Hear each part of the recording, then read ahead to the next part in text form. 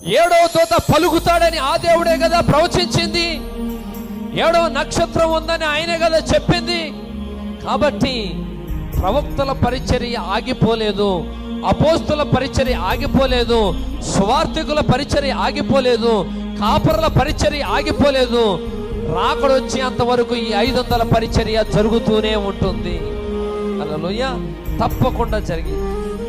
అందుకనే ఇక్కడ ప్రవక్త అంటున్నాడు, దేవుని ఆత్మను కలిగి ఉన్నావని, దేవుని ఆత్మ నీలో ఉందని ఎలా తెలిసిందంటే, నీకు దర్శనాలు రావడాన్ని బట్టి కాదు, నువ్వు ప్రవచించడాన్ని బట్టి కాదు, నువ్వు భాషలు మాట్లాడడాన్ని బట్టి కాదు, నువ్వు ఏదేదో నృత్యము చేయడాన్ని బట్టి కాదు, చప్పట్లు గట్టిగా కొట్టడాన్ని బట్టి కాదు.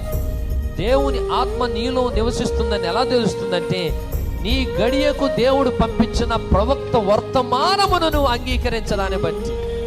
హల్లెలూయా.